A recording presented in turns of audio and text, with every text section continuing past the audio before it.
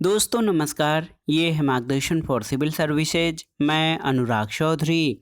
दोस्तों कंप्यूटर से संबंधित महत्वपूर्ण प्रश्नों के वस्तुनिष्ठ जीएस संचय श्रृंखला में इस वीडियो में प्रस्तुत है इंटरनेट एवं ईमेल से संबंधित महत्वपूर्ण प्रश्नों का भाग 4, जो आपके आगामी विभिन्न परीक्षाओं के कंप्यूटर आधारित प्रश्नों के लिए बहुत ही उपयोगी है। तो आइए शुरू करते हैं आज का वीडियो। कंप्यूटर के अंतर्गत इंटरनेट एवं ईमेल से संबंधित महत्वपूर्ण प्रश्नों का भाग 4। पहला प्रश्न है दोस्तों, आपके ईमेल खाते को होस्ट करने वाले कंप्यूटर को क्या कहा जाता है? ऑप्शन है आपके host, email client, email server, list serve या इनमें से कोई नहीं। तो सही उत्तर है ईमेल सर्वर। दोस्तों आप जान लीजिए कि ईमेल अकाउंट को होस्ट करने वाला कंप्यूटर ईमेल सर्वर कहलाता है। अगला प्रश्न है कि कंप्यूटर नेटवर्क की विश्वव्यापी प्रणाली निम्नलिखित में से कौन सी है? ऑप्शन है आपके इंटरनेट, वेब पेज, वेबसाइट या इंटरनेट। तो सही उत्तर है इंटरनेट। दोस्तों आप जान लीजिए कि इंटरनेट इंटरकनेक्टेड कंप्यूटर नेटवर्क की विश्वव्यापी प्रणाली होती है, जो पूरे विश्व के करोड़ों कंप्यूटर नेटवर्कों का समूह है और ये मानकीकृत संचार प्रोटोकॉल का उपयोग करके दुनिया को कई प्रकार की महत्वपूर्ण जानकारियां और सुविधाएं देता है।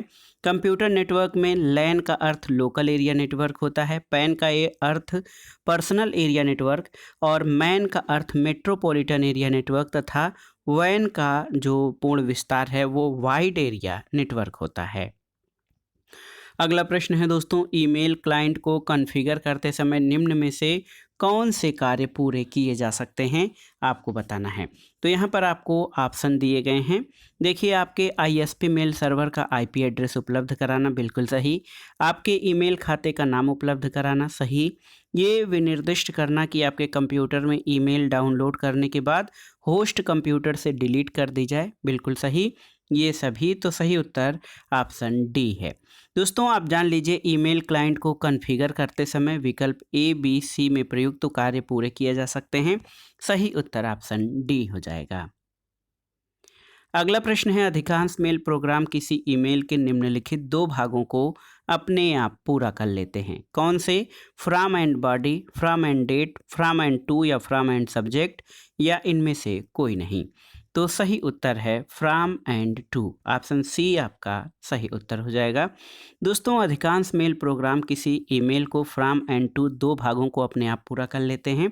फ्रॉम में जिस व्यक्ति के द्वारा संदेश प्रेषित किया जाता है उसका विवरण होता है और टू में वह व्यक्ति जिसे संदेश प्रेषित किया जाता है उसका विवरण दिया जाता है। अगला प्रश्न है, एक ईमेल एड्रेस में सामान्यतः एक यूजर आईडी और उसके बाद एक चिन्ह और उस ईमेल सर्वर का नाम होता है जो यूजर के इलेक्ट्रॉनिक पोस्ट बॉक्स का संबंध प्रबंध करता है। तो इसमें से कौन सा चिन्ह प्रयोग किया जाता है?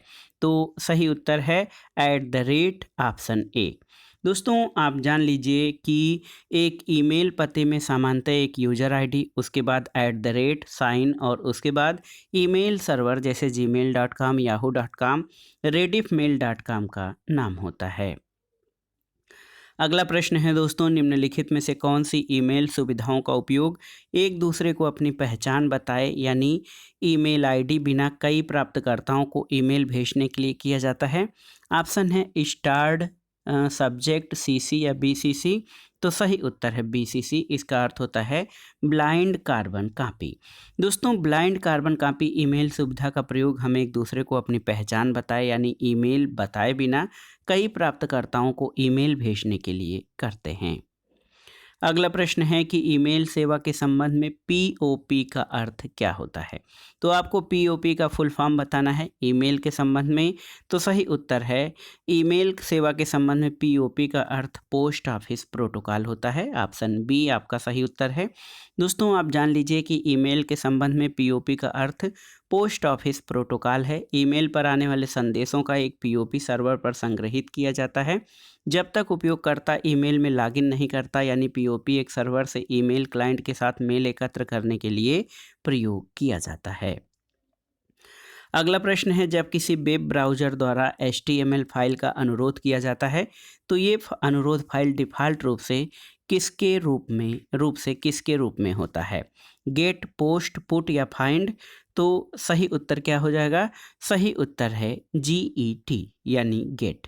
दोस्तों आप जान लीजिए, जब किसी वेब ब्राउज़र द्वारा HTML फाइल का अनुरोध करता है तो ये रिक्वेस्ट डिफ़ॉल्ट रूप में गेट के रूप में होता है।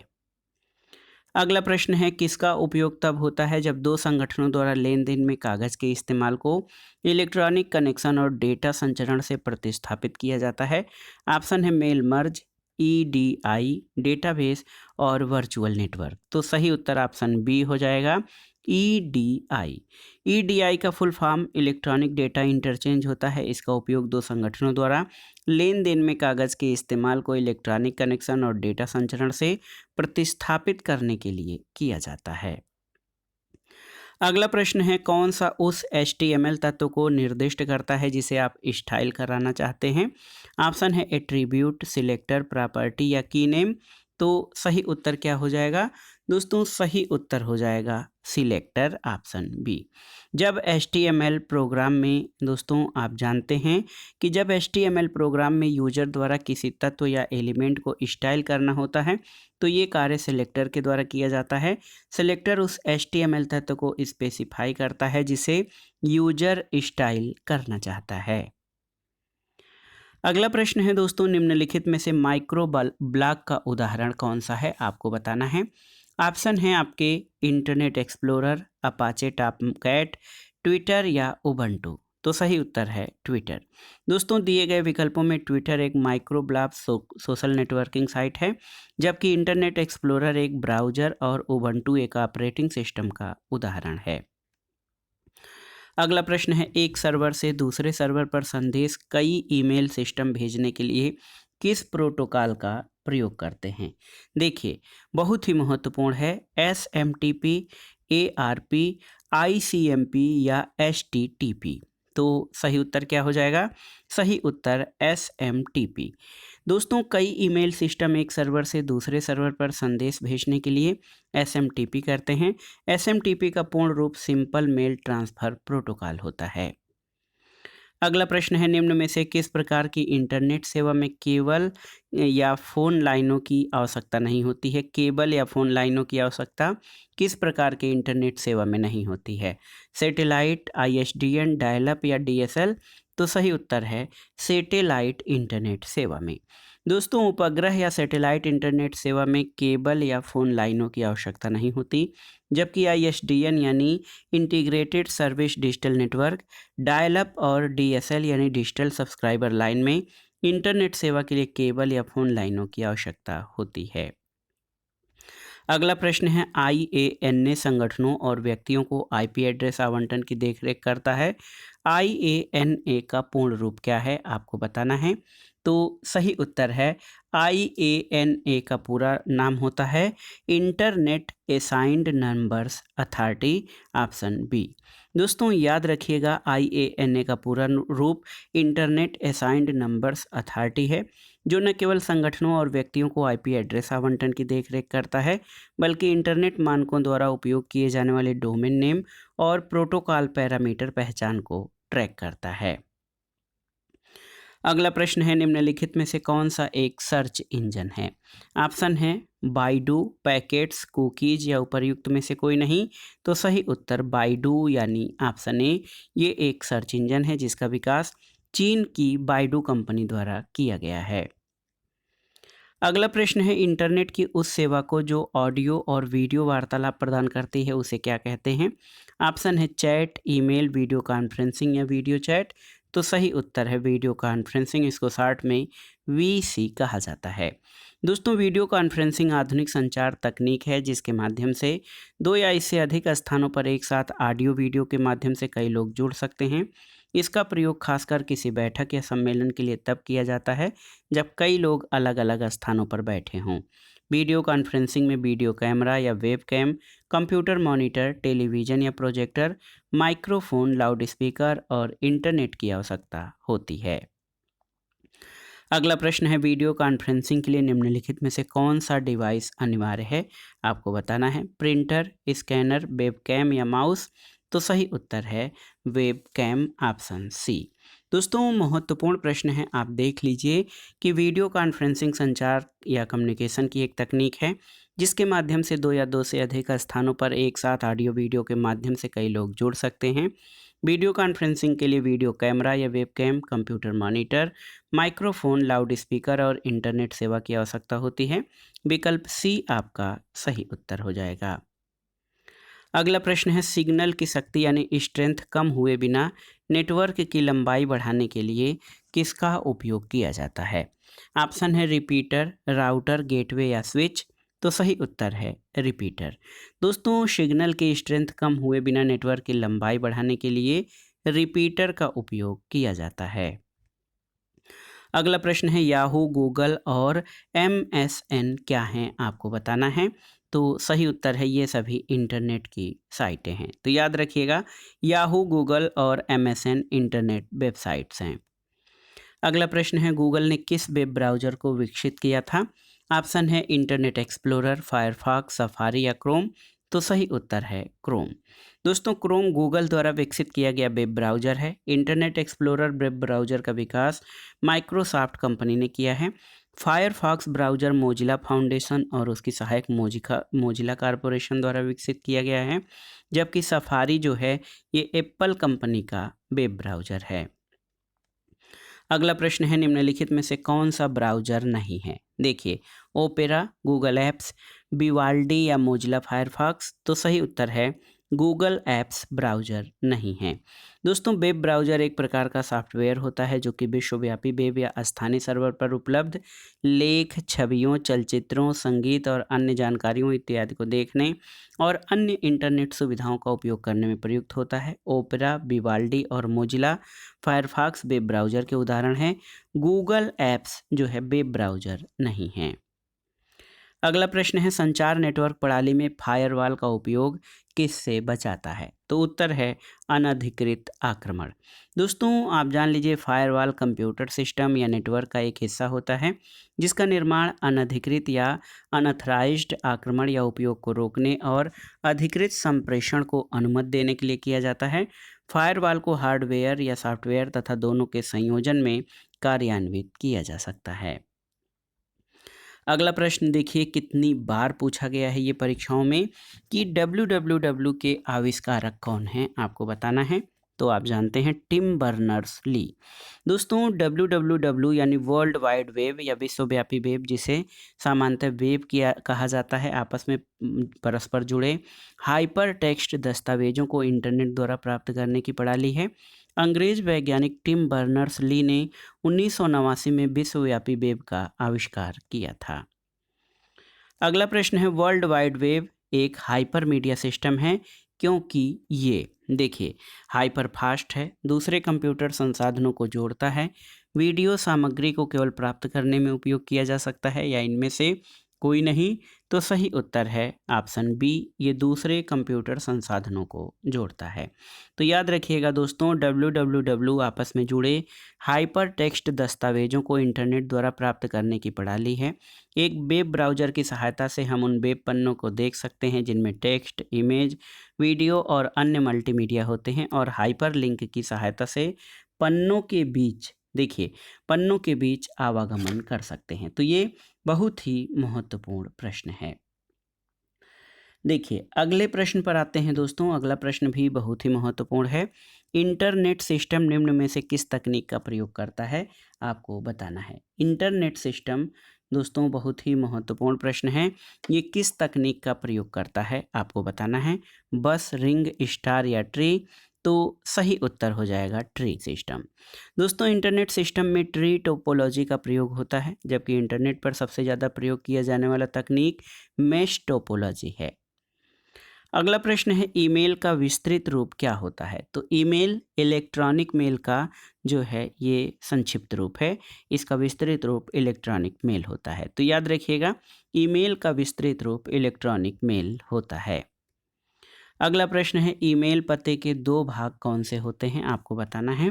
तो सही उत्तर है प्रयोगकर्ता का नाम और डोमेन का नाम, ऑप्शन डी। याद रखिएगा, ऑप्शन डी आपका सही उत्तर है। ईमेल पते में प्रयोक्ता का नाम यानी यूजर नेम और डोमेन नेम शामिल होते हैं। अगला प्रश्न है दोस्तों, इंटरनेट कार्य करता है किस आधार पर? केवल सर्किट स्विचिंग पर, केवल पैकेट स्विचिंग पर, दोनों सर्किट और पैकेट स्विचिंग पर, या उपरोक्त में से किसी पे भी नहीं?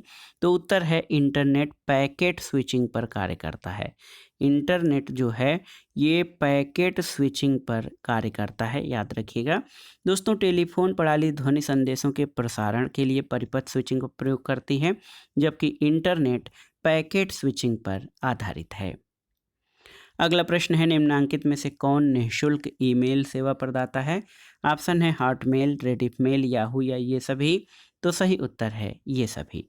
हॉटमेल, रेडिफ, याहू, जीमेल ये सभी निःशुल्क ईमेल सेवा प्रदाता हैं। अगला प्रश्न है, किस प्रकार की डिजिटल फाइलें ईमेल में संबद्ध हो सकती हैं? देखिए, संगीत, डॉक्यूमेंट, फोटो या उपरोक्त सभी। तो सही उत्तर है उपरोक्त सभी, ऑप्शन डी। दोस्तों संगीत, डॉक्यूमेंट, फोटो, टेक्स्ट और वीडियो आदि डिजिटल फाइलें ये ईमेल में संबद्ध हो सकती हैं। अगला प्रश्न है, निम्नलिखित में से किस प्रकार की फाइल को ईमेल अटैचमेंट द्वारा भेजा जा सकता है?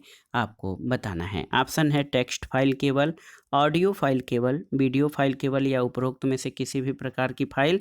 तो सही उत्तर क्या हो जाएगा? दोस्तों सही उत्तर हो जाएगा सभी प्रकार की फाइलें, ये जो ऊपर वर्णित हैं। तो याद रखिएगा ये सभी फाइलें जो हैं ईमेल के द्वारा भेजी जा सकती हैं। अगला प्रश्न है, वीडियो मेल से हम क्या भेज सकते हैं? Graphics, video clips, video message या ये सभी। तो सही उत्तर है ये सभी। दोस्तों आप जान लीजिए वीडियो मेल एक प्रकार की कम्युनिकेशन प्रणाली है जिसमें एक वेब कैमरे के द्वारा वीडियो मैसेज को रिकॉर्ड कर एक ईमेल की तरह भेजा जा सकता है। ग्राफिक्स और वीडियो क्लिप्स वीडियो संदेशों के ही प्रकार हैं। अगला प्रश्न है, सूचना प्रौद्योगिकी की शब्दावली जिसे उपयोगकर्ता के ईमेल का पता ज्ञात करने के लिए प्रयुक्त करते हैं वो होता है क्या? ऑप्शन है लॉगिन, पासवर्ड, फिंगर या आर्ची। तो सही उत्तर है फिगर। दोस्तों आप जान लीजिए कि उपयोगकर्ता के ईमेल का पता ज्ञात करने के लिए फिंगर प्रोटोकॉल का प्रयोग करते हैं। अगला प्रश्न है कि पोस्ट ऑफिस प्रोटोकॉल यानी पीओपी के लिए सामान्य पोर्ट कौन सा है? ऑप्शन है 80 80 80 या 300 3000 या 110। तो सही उत्तर है 110। दोस्तों पोस्ट ऑफिस प्रोटोकॉल के लिए सामान्य पोर्ट 110 है क्योंकि ये डिफ़ॉल्ट रूप से दो पोर्ट 110 और पोर्ट 995 पे कार्य करता है। पोर्ट 110 डिफ़ॉल्ट और नॉन एनक्रिप्टेड पोर्ट होता है, जबकि पोर्ट 995 का उपयोग यूजर द्वारा POP3 का उपयोग कर सुरक्षित रूप से कनेक्ट करने की ज़रूरत पड़ने पर किया जाता है। अगला प्रश्न है, एक निश्चित पते पर किसी एब्यूजर द्वारा बार बार एक ही ईमेल संदेश भेजना कहलाता है क्या? ऑप्शन है इस email spoofing, email spamming, email bombing या उपर्युक्त में से कोई नहीं। तो सही उत्तर है एक निश्चित पते पर किसी एब्यूजर द्वारा बार बार एक ही मेल संदेश भेजना ईमेल बॉम्बिंग कहलाता है। दोस्तों किसी निश्चित पते पर एक ही ईमेल संदेश बार बार भेजना ईमेल बॉम्बिंग है, जबकि ईमेल स्पैमिंग के अंतर्गत एक ही ईमेल संदेश को सैकड़ों या हजारों यूजर्स को भेजा जाता है। अगला प्रश्न है, हाल में समाचारों में आने वाला लाइफ-हाई के संदर्भ में कौन सही है? आपको बताना है। यह उच्च गति डेटा संचरण के लिए प्रकाश को माध्यम के रूप में प्रयोग करता है, बिल्कुल सही है। यह एक बेतार प्रौद्योगिकी है और वाईफाई से कई गुना तीव्रतर है, तो बिल्कुल सही है। दोनों ही कथन 1 और 2 दोनों ही सही हैं। दोस्तों लाइफ-हाई और वाईफाई दोनों ही तकनीकों में डेटा का प्रसारण विद्युत चुंबकीय रूप में होता है। हालांकि वाईफाई तकनीक में रेडियो तरंगों का प्रयोग किया जाता है, जबकि लाइफ-हाई दृश्य प्रकाश पर आधारित तकनीक है। लाइफ-हाई एक वायरलेस संचार तकनीक है जो वाईफाई की तुलना में लगभग 100 गुना अधिक तीव्र है। अगला प्रश्न है, किसी संगठन की वेबसाइट का .com अंश सूचित करता है किसको? कंपनी को, कमांड को, कम्युनिकेशन को या कमर्शियल को? तो सही उत्तर है कमर्शियल को।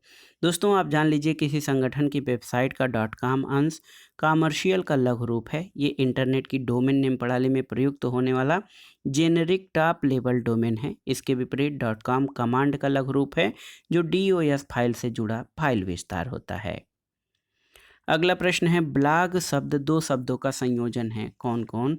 आपको बताना है। ऑप्शन है वेबलॉग, वेबलॉग, वेब ब्लॉग या वेडलॉग। तो सही उत्तर आप जान लीजिए। दोस्तों ब्लॉग शब्द जो है ये एक व्यक्तिगत वेबसाइट होती है जिसे डायरी की तरह रखा जाता है। और ये वेबलॉग, देखिए वेबलॉग का जो है संयोजन है। हर ब्लॉग में कुछ लेख, फोटो और कुछ बाहरी कड़ियाँ हो सकती हैं। ब्लॉग लिखने वाले को ब्लॉगर और इस कार्य को ब्लॉगिंग कहा जाता है। वेब ब्लॉग जो है, ब्लॉग जो है वेबलॉग का संयोजन है। अगला प्रश्न है, निम्नलिखित में से कौन सा एक वैलिड या वैध डोमेन नेम एक्सटेंशन है? .com, .gov, .net या ये सभी? तो सही उत्तर है ये सभी। देखिए डोमेन नेम में अंतिम डॉट के बाद वाले भाग को टॉप लेवल डोमेन कहते हैं। जैसे www.cnn.com में कॉम टॉप लेवल डोमेन है। अन्य टॉप लेवल डोमेन में edu, gov, org, net, info आदि भी देखने को मिलते हैं। अगला प्रश्न है दोस्तों, वीडियो चैट या वीडियो कॉन्फ्रेंसिंग में उपयोग होने वाले छोटे डिजिटल कैमरा कौन सा है? Joystick, light pen, web camera या MICR? तो सही उत्तर है वेब कैमरा, ऑप्शन सी। दोस्तों वीडियो चैट या वीडियो कॉन्फ्रेंसिंग में उपयोग होने वाला छोटा डिजिटल कैमरा वेब कैमरा होता है। अगला प्रश्न है, कंप्यूटर पर लॉगिन नाम और पासवर्ड के सत्यापन को किस रूप में जाना जाता है? ऑप्शन देखिए, प्रमाणीकरण या ऑथेंटिकेशन, समक्रमण या सिंक्रोनाइजेशन, अभिनिर्धारण या आइडेंटिफिकेशन या अभिगम्यता या एक्सेसिबिलिटी। तो सही उत्तर ऑप्शन ए, प्रमाणीकरण या ऑथेंटिकेशन कहलाता है। कंप्यूटर पर लॉगिन नाम और पासवर्ड का सत्यापन। दोस्तों कंप्यूटर पर लॉगिन नाम और पासवर्ड का सत्यापन ऑथेंटिकेशन के रूप में जाना जाता है। प्रत्येक व्यक्ति को किसी अकाउंट, पेज या वेबसाइट में लॉगिन करने के लिए एक लॉगिन नाम और पासवर्ड की ज़रूरत होती है। यूजर प्रमाणीकरण एक ऐसी प्रक्रिया है जो किसी डिवाइस को नेटवर्क संसाधन से कनेक्ट होने वाले व्यक्ति की पहचान सत्यापित करती है। अगले प्रश्न पर आते हैं। अगला प्रश्न बहुत ही महत्वपूर्ण है। इंटरनेट के माध्यम से दर्शकों को सीधे दी जाने वाली स्ट्रीमिंग मीडिया सेवा OTT प्लेटफॉर्म, ये किसका संक्षिप्त नाम है? तो ऑप्शन है over the tele screen, online to television, online O television या ओवर द टॉप। तो सही उत्तर है OTT। OTT का फुल फॉर्म होता है ओवर द टॉप। दोस्तों आप जान लीजिए कि इंटरनेट के माध्यम से दर्शकों को सीधे दी जाने वाली स्ट्रीमिंग मीडिया सेवा OTT प्लेटफॉर्म यानी ओवर द टॉप का संक्षिप्त नाम है, जो इंटरनेट पर टेलीविज़न और फिल्म सामग्री प्रदान करने का एक साधन है और व्यक्तिगत उपभोक्ता की ज़रूरत के अनुरूप है। अगला प्रश्न और इंटरनेट और ईमेल से संबंधित महत्वपूर्ण प्रश्नों का अंतिम प्रश्न है कि बैंकिंग शब्दावली में पिन यानी PIN का संक्षिप्त रूप क्या है? किसका संक्षिप्त रूप है पिन? तो सही उत्तर है personal identification number. Option D आपका सही उत्तर है। दोस्तों बैंकिंग शब्दावली में पिन व्यक्तिगत पहचान संख्या या पर्सनल आइडेंटिफिकेशन का संक्षिप्त रूप है। ये एक भुगतान कार्ड के साथ जारी एक संख्यात्मक कोड है जो विभिन्न वित्तीय लेन देन को पूरा करने के लिए दर्ज करना आवश्यक होता है। पिन का मुख्य उद्देश्य इलेक्ट्रॉनिक लेन देन प्रक्रिया को सुरक्षा की एक अतिरिक्त लेयर प्रदान करना है। तो दोस्तों ये था आज का वीडियो कंप्यूटर के GS संचय श्रृंखला के अंतर्गत इंटरनेट और ईमेल से संबंधित महत्वपूर्ण प्रश्नों का संकलन, जो आपके आगामी विभिन्न परीक्षाओं के लिए कंप्यूटर आधारित प्रश्नों के लिए बहुत ही उपयोगी है। आप इन प्रश्नों को तैयार कर लीजिएगा। दोस्तों वीडियो आपको कैसा लगा हमें कमेंट बॉक्स में ज़रूर बताइएगा। वीडियो को लाइक करें, शेयर करें और इस चैनल मार्गदर्शन फॉर सिविल सर्विसेज को सब्सक्राइब करें। वीडियो देखने के लिए धन्यवाद दोस्तों, नमस्कार।